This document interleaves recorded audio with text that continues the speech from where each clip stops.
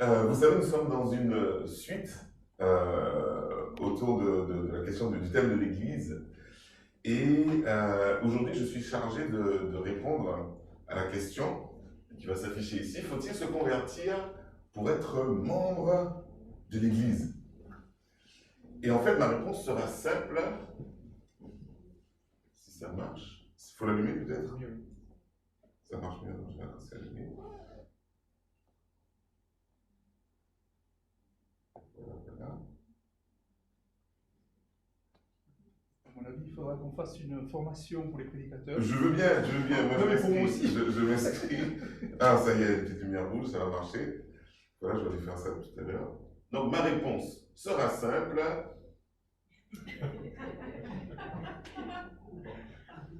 Presque. Je sais pas, il faut attendre quelque chose?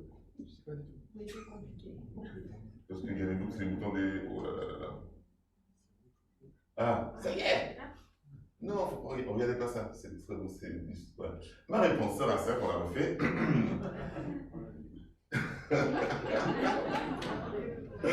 Ah, c'est pas possible. Voilà. Ah! Oui! Tadam!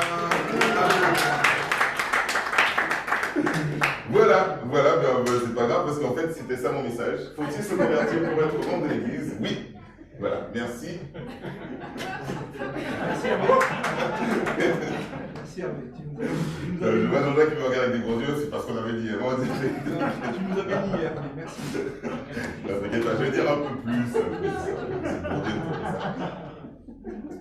Oui, en fait, sérieusement, la question de la conversion en lien avec le fait d'être membre de l'Église, ça a l'air simple, on peut dire oui, comme ça, mais en fait, on vit dans une société où on a tendance à séculariser pas mal de choses. Vous voyez bien les petites guirlandes qui sont autour de la pièce. Nous, on fête Noël, on sait ce que c'est la naissance de Jésus. Allez demander à beaucoup de gens dans la rue, Noël, c'est les cadeaux, c'est la fête, c'est la nourriture, c'est plein de choses. On sécularise énormément les choses et même on essaye de séculariser en quelque sorte l'appartenance à une croyance.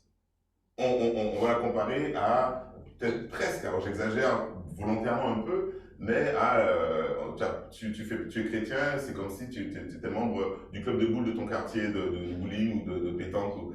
Voilà, j'exagère légèrement, mais pour vous montrer un petit peu qu'on a tendance à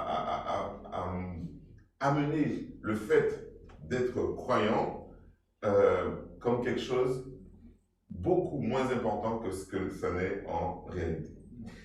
Et donc, pour pouvoir répondre à cette question, je me suis dit, d'abord, il faudrait qu'on se mette d'accord sur le sens des mots. Le sens des mots est important.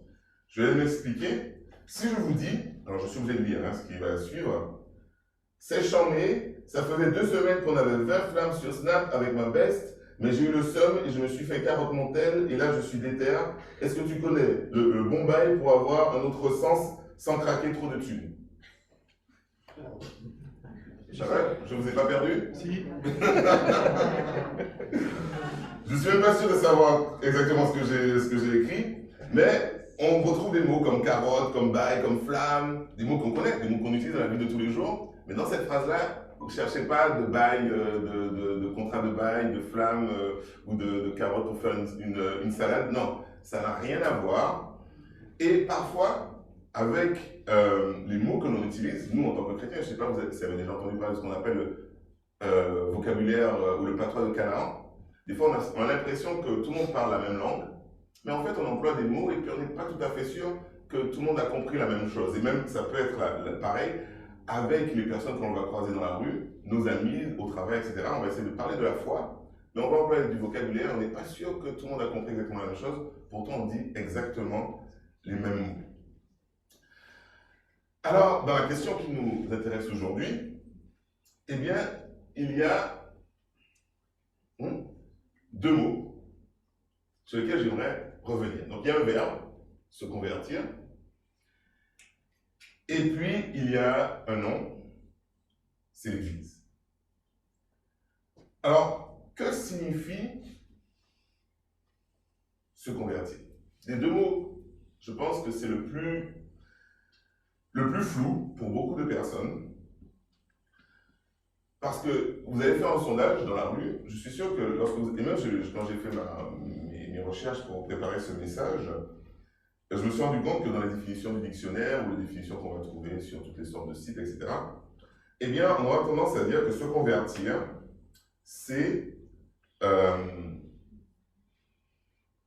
changer de religion ou adhérer à une religion. C'est-à-dire que j'étais athée, je ne croyais en rien, ou je croyais en pas grand-chose, et je suis devenu chrétien, musulman, tout ce qui peut exister. Donc se convertir, c'est ça. Changer de religion. On va croire que Dieu existe.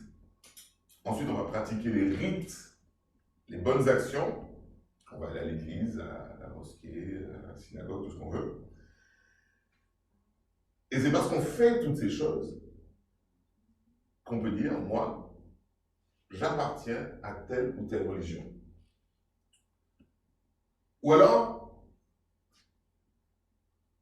j'appartiens à telle ou telle religion parce que je suis né, mes parents étaient de telle ou telle religion, donc c'est normal pour moi d'être de telle ou telle religion. Donc là, il n'y a même pas la notion de conversion, mais il y a aussi cette notion d'appartenance à la religion par la naissance ou par un rite qui va se passer lorsque j'étais enfant, lorsque j'étais bébé. La circoncision, le baptême, ou plein d'autres choses. Mais si on ouvre la parole de Dieu, si on regarde la Bible, se convertir, ce n'est pas changer de religion. C'est bien plus profond que ça. C'est bien plus intime aussi. Se convertir, c'est abandonner sa mauvaise voie pour suivre, pour vivre selon la voie de Dieu. Et en fait,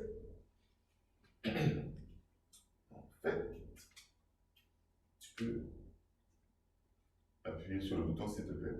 Merci. Et encore une fois, l'image qui peut expliquer tout le terme de la conversion, c'est cette image. C'est un demi-tour. C'est la signification même de ce que c'est que la conversion. C'est l'origine du verbe en hébreu et en grec. C'est faire un demi-tour. C'est pas changer de religion, c'est changer de direction. Mais changer de direction devant quoi? Et afin de comprendre réellement ce que c'est que la conversion, eh bien, il faut se rendre compte que dans la notion de conversion, il y a deux thèmes qu'on va retrouver dans de nombreux versets. Je vais revenir sur des versets, mais aujourd'hui, le thème est tellement dense que, et pour pouvoir expliquer chacun des thèmes, il faudrait que je reparte dans plein de versets de la Bible. Donc, j'ai pas beaucoup de temps, je vais vous épargner ça. Mais sachez que dans la Bible, lorsqu'on étudie le thème de la conversion, on retombe sur deux mots en particulier. Le premier, c'est la foi, donc qui désigne la confiance, la soumission au Seigneur, et pas juste la croyance. Souvenez-vous de Jacques qui disait vous croyez, c'est bien, mais les démons ils croient aussi et ils tremblent. Ils croient que Dieu existe. Croire, c'est pas juste croire que Dieu existe, c'est aussi être soumis à Dieu et avoir confiance en Dieu. Première chose. Donc, la flèche va dans cette direction. En fait, on va vers la foi. C'est ça la conversion. Mais, comme j'ai dit tout à l'heure, se convertir, c'est faire un demi-tour. On fait un demi-tour de quoi? J'ai trouvé ça. Ça résume un petit peu la pensée. On fuit la mort. Pas la mort physique, on va tous mourir. Mais la mort éternelle, la mort spirituelle. La repentance, dans ce terme-là, il y a une notion de regret. Certes, je regrette qui je suis, je veux que Dieu me transforme. Mais il y a surtout, et moi quand j'ai découvert ça, j'étais étonné, mais c'est un fait, il y a surtout la notion que l'on a fait le bon choix. lorsque je me suis repenti, lorsque j'ai changé de direction, lorsque j'ai fui la mort, eh bien j'ai fait le bon choix. Donc se repentir, c'est changer de manière de voir et d'agir après avoir compris la nécessité et la raison pour laquelle on l'a fait. Donc il y a une notion de compréhension. Donc la conversion, c'est donc deux choses. D'abord, je rejette le péché. Ok? La repentance. Et deuxièmement, j'adhère à cette foi de façon personnelle et je fais confiance à Jésus. C'est ça la foi. La conversion, ce n'est pas, la repentance, pardon, ce n'est pas changer ses actions. D'abord, c'est d'abord faire le choix de rejeter le péché et faire confiance pour nous aider ensuite à changer nos actions. Alors que dans la notion dont je parlais tout à l'heure, de conversion, les gens ils disent, tu vas changer tes actions. Tu vas prendre une liste de je ne fais pas, ça va être la morale ou ton ancienne religion, pour une autre liste de je ne fais pas. Alors que là, c'est plutôt du je fais. Je fais le choix de rejeter le péché et de faire confiance à Dieu. C'est ça la repentance. C'est ça se convertir. Et donc, dans la question qui nous intéresse aujourd'hui, eh bien, on se rend compte que la conversion a une conséquence. Le passage qui le dit le plus simplement, c'est celui du geôlier. Vous savez, lorsque Paul et Silas sont dans la prison, il y a un tremblement de terre parce qu'ils se mettent à prier. Et le tremblement de terre fait en sorte que toutes les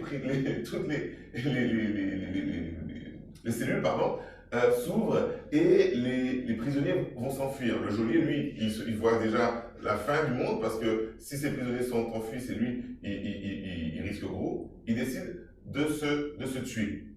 Et là, Paul et Silas l'arrêtent et lui disent, non, on est tous là, t'inquiète pas, tout va bien se passer. Et il lui parle de Dieu.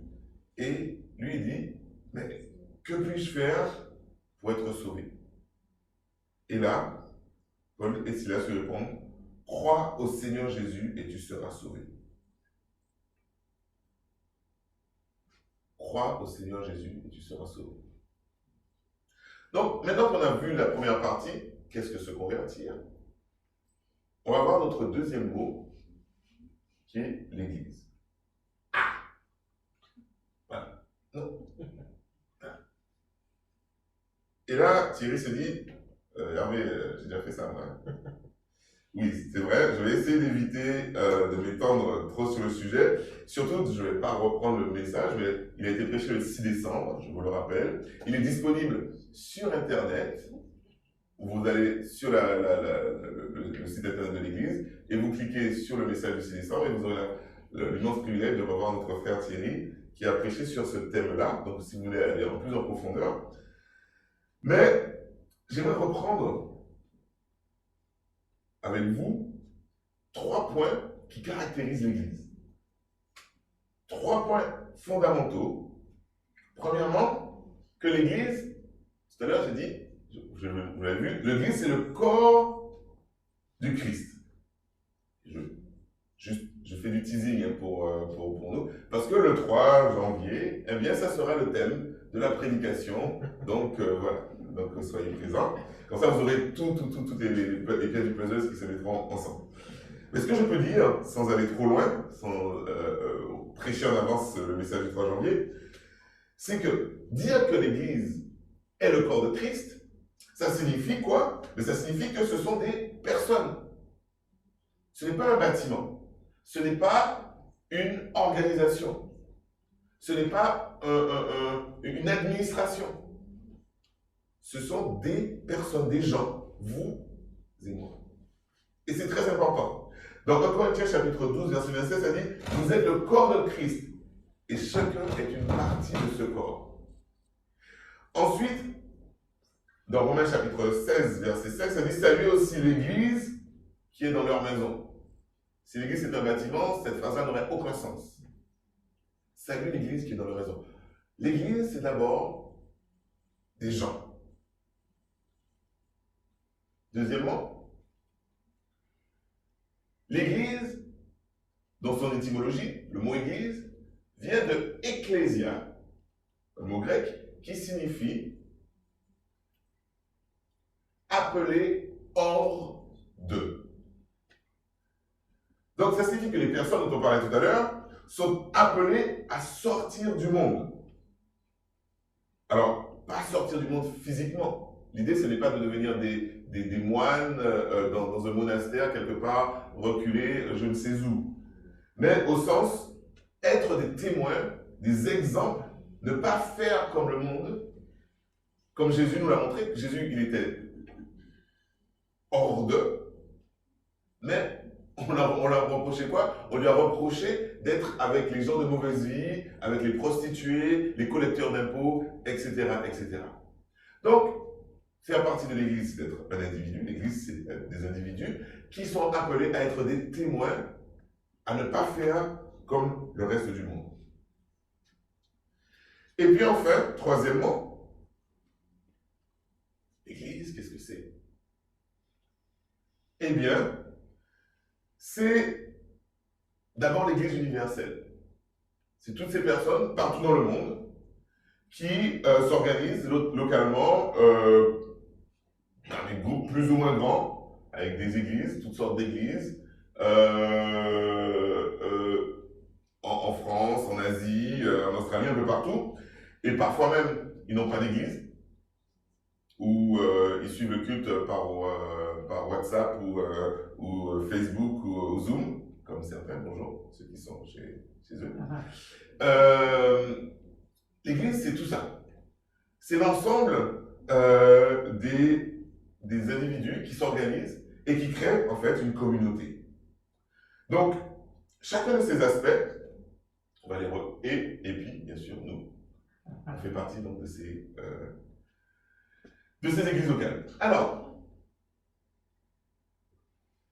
chacun de ces aspects, j'en ai listé 3, le corps de Christ, des personnes qui sont appelées hors d'eux, une communauté, eh bien,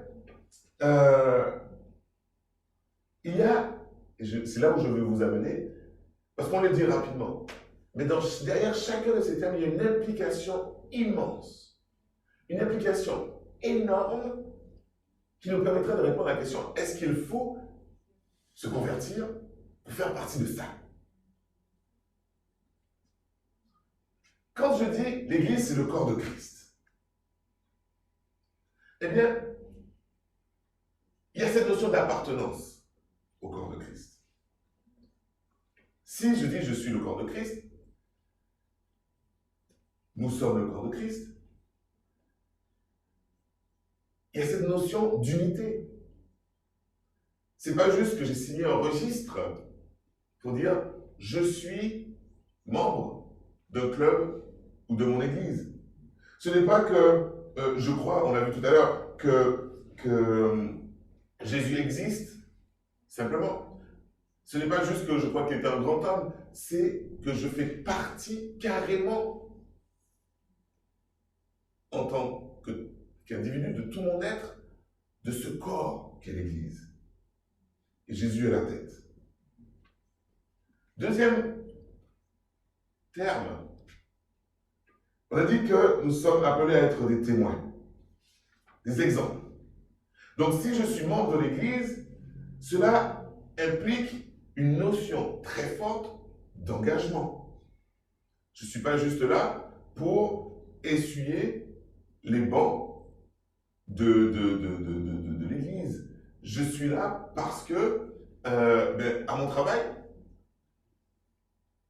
avec ma famille, avec mes enfants, et partout où je me trouve, ma vie reflète ce que Dieu fait en moi. C'est pas juste un titre. Je suis chrétien. Non, je suis engagé. parfois on me demande, oui, mais Hervé, qu'est-ce que tu penses si les jeunes ils demandent ça? Qu'est-ce que tu penses si je me marie avec quelqu'un qui n'est pas chrétien? Je dis, mais ça dépend de toi. À quel niveau tu places Dieu dans ta vie? Quand tu devras décider avec cette personne comment tu vas élever tes enfants, quand tu vas devoir décider avec cette personne comment tu dépenses ton argent, quand tu vas devoir prendre des décisions importantes et que toi tu vas dire, moi j'attends que Dieu me réponde, et que ton mari ou ta femme en face va te dire, mais non, voici comment tu fais, tu prends ton compte en banque, tu calcules, tu fais 1 plus 1 égale 2 et on prend la décision. Ou par rapport aux enfants,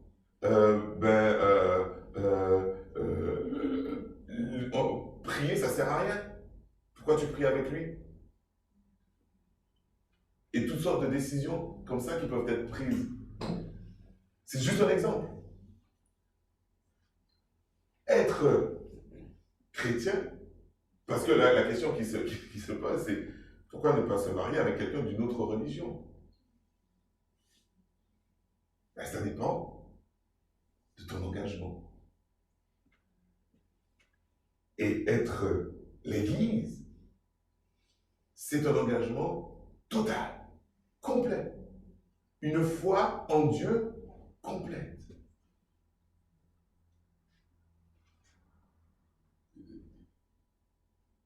Troisième point, la notion de communauté. Si je suis l'Église, cela implique que je suis en communion avec les autres membres de l'Église, qu'ils soient présents ici ou dans le reste du monde. Et juste pour illustrer ça, un petit témoignage, en fait, j'ai eu l'occasion, j'ai la chance de pouvoir rencontrer des gens de tous les continents, d'Australie, d'Afrique, d'Afrique subsaharienne, d'Afrique du Sud, du Moyen-Orient, de plusieurs pays d'Europe, de plusieurs pays d'Amérique du Nord, du Sud, et des gens que des fois, parfois, que je rencontrais pour la première fois. Et on aborde mon sujet favori, on parle de Dieu, on parle de la Bible, on parle de Jésus, ces gens, des chrétiens. À chaque fois, je n'ai pas le souvenir que ça se soit passé, que ce soit pas passé. Eh bien, on arrive à avoir une discussion autour de la Bible et à être d'accord sur les notions qui se trouvent dans la Bible. On ne s'est jamais rencontrés, on n'a pas le même pasteur. Là, le seul point commun, c'est on lit le même livre, on lit la même Bible. Et moi, je trouve ça merveilleux de voir que être l'Église, c'est aussi d'avoir cette communion, d'avoir cette relation, cette unité qui va au-delà des cultures, au-delà des frontières, au-delà de tout ce que l'on peut vraiment mettre comme barrière aujourd'hui. Et donc, si on revient à notre sujet, n'oublions pas, faut-il se convertir pour être membre de l'Église? Eh bien, ma réponse n'a pas changé. Oui. Oui. Oui. Pourquoi oui, oui, oui? Parce qu'on va revenir sur ce que j'ai dit. J'ai dit tout ça, j'espère que vous allez à la fin comprendre un petit peu là où je veux en venir. Parfois j'ai du mal à me suivre. Ouais. J'espère que vous arrivez à me suivre. Moi, 3 fois oui, pourquoi? Oui, parce que faire partie du corps de Christ, eh bien, il faut s'être détourné du péché. Comment est-ce que je veux dire je fais partie du corps de Christ si je ne me suis pas détourné du péché que le Christ lui-même a en horreur pour qu'il est venu mourir sur la terre? Comment? C'est pas juste j'appartiens à un nouveau groupe. C'est pas ça qui fait de moi le corps de Christ. C'est que je me suis détourné du péché. Paul nous dit, nous sommes le corps de Christ et Christ est la tête. Voici le passage. Oui, le premier oui, pardon. Colossiens chapitre 21-23. Et vous qui étiez autrefois étrangers et ennemis par vos pensées et par vos mauvaises œuvres, il vous a maintenant réconciliés par sa mort dans le corps de sa chair pour vous faire paraître devant lui saint, irrépréhensible et sans reproche. Voici comment on peut justifier le fait d'appartenir à l'Église. Si on veut appartenir au corps, il faut avoir été changé, il faut avoir été transformé, saint et sans reproche. 2 fois oui, car pour être des exemples, souvenez-vous, on fait partie du corps, on doit être des exemples. Parce qu'Éphésiens chapitre 1, versets 8 et 9 nous dit « Car c'est par la grâce de Dieu que vous avez été sauvés au moyen de la foi. Et ce salut ne vient pas de vous, il est un don de Dieu. Il n'est pas le résultat de vos efforts, et ainsi, personne ne peut se vanter. En effet, c'est Dieu qui nous a formés.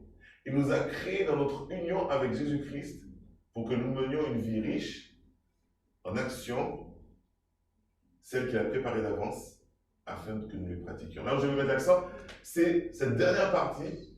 En gros, c'est Dieu qui nous fait faire les bonnes actions. C'est l'action de Dieu en nous qui fait que nous sommes des exemples.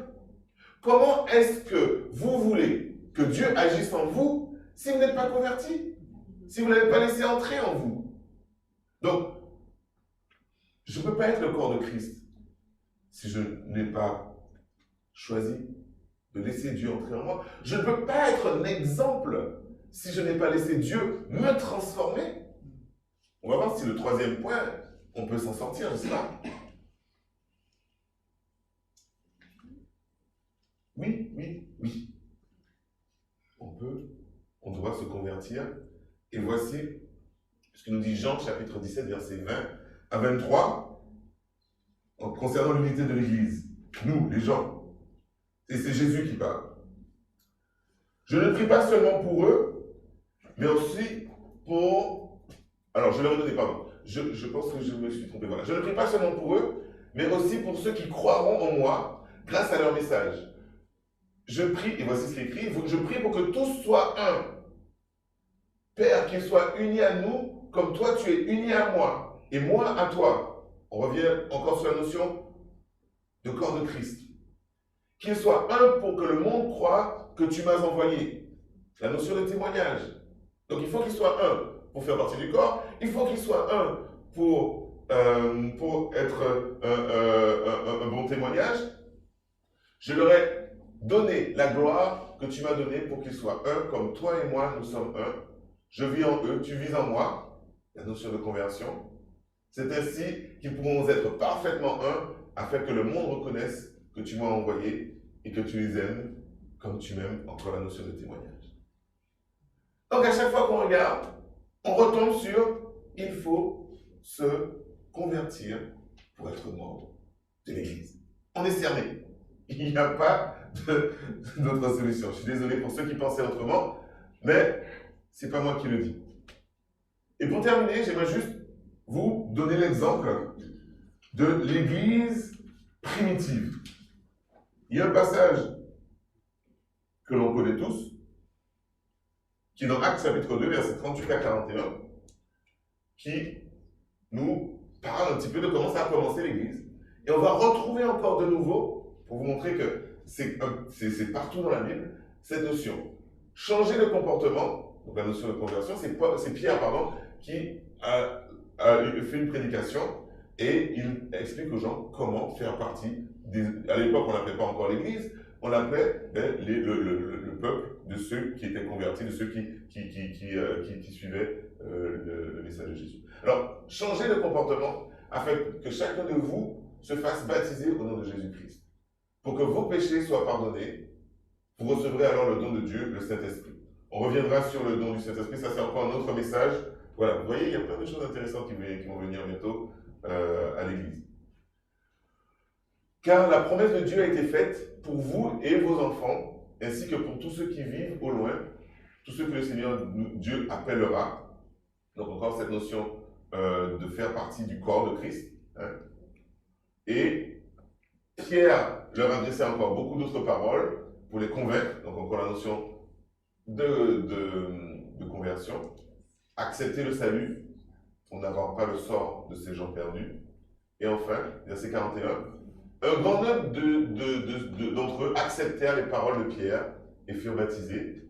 Et ce jour-là, environ 3000 personnes s'ajoutèrent, ça c'est vraiment génial. À quand une prédication à 3000 convertis à l'église protestante internationale? Alléluia. 3000 personnes s'ajoutèrent au groupe des croyants. Ils persévérèrent dans l'enseignement des apôtres, dans la communion fraternelle, dans la fraction du pain et dans la prière. Et là, donc on comprend que parce qu'ils ont suivi, eh bien, Pierre, il a suivi le même schéma. Il a appelé les gens à se convertir, à se détourner. Il leur a parlé du fait qu'ils allaient faire partie de ce corps de Christ et qu'ils allaient être des témoins. Et là, ils ont dit, ah oui, c'est génial. 3000 ont dit, ah oui, c'est génial. Et voici ce que ça dit. S'ajoutèrent au groupe des croyants. 3000 personnes s'ajoutèrent au groupe des croyants. C'est comme ça qu'ils se sont ajoutés au groupe des croyants. Ils n'ont pas signé un registre. C'est pas parce que leurs parents ou quoi que ce soit d'autre, ils ont fait le choix de faire partie de l'Église du corps de Christ. Et ils persévéraient dans l'enseignement des apôtres, dans la communion fraternelle et dans la fraction du pain. Donc la transition est toute donnée pour que nous puissions passer à la Sainte Seine. Permettez-moi de prier. Père Céleste, merci encore pour ta parole. Aujourd'hui, nous avons vu des choses que nous connaissions certainement déjà. Mais c'est beau de se rendre compte que toi, tu as créé un message qui est différent de tous les autres messages. Et je veux te remercier pour ça, Seigneur. Parce que dans ton message, tu te mets en avant. Ce n'est pas l'homme qui est en avant. Ce n'est pas par les œuvres que nous sommes sauvés, mais par le moyen de la grâce, afin que personne ne se glorifie. Merci pour ça, parce que toi, tu nous remets, Seigneur, à notre place, en fait, de création, de créature. Merci parce que tu nous montres que ce n'est pas l'organisation de l'homme, ce n'est pas la naissance, mais c'est parce que toi, tu es venu, tu nous as aimés et que tu nous pardonnes. C'est que comme ça que l'on peut faire partie de ta famille, en acceptant ton œuvre et pas notre œuvre. Merci Seigneur parce que tu nous montres au travers de tout ça ton immense sagesse. Parce qu'aucune autre religion n'a pu égaler ce message. Toutes les autres nous donnent toute une liste, toute une recette de choses à faire pour pouvoir être bien vus d'un Dieu.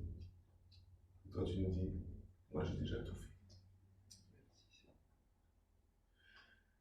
Et ce matin, au travers de la Sainte Seine, du repas du Seigneur, eh bien nous voulons nous souvenir justement de ce que tu as fait. Jésus, lorsqu'il a rompu le pain, il a dit, faites ceci en mémoire de moi. Nous ne voudrions jamais, jamais que cette œuvre que nous connaissions certains pour plusieurs dizaines d'années ne se banalise dans notre cœur. Père Céleste, je prie pour chacun d'entre nous que nous puissions prendre ce temps maintenant pour nous tourner vers toi. Pour nous rendre compte de la portée de ce salut que tu nous offres. Encore aujourd'hui, même si nous sommes convertis depuis 10, 20, 30, 40 ans peut-être, je ne sais pas. Et que nous puissions encore avoir la même reconnaissance qu'au premier jour. Que nous puissions profiter de ce repas du Seigneur pour renouveler notre engagement avec toi.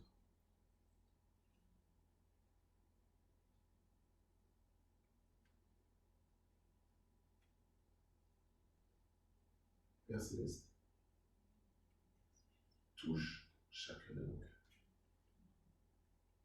touche nos vies. Que nous soyons réellement l'Église. Pas un club de croyants, pas une organisation, simplement. Pas un bâtiment, certainement pas. Mais des témoins. Ton corps. Et que Dieu souffle en nous.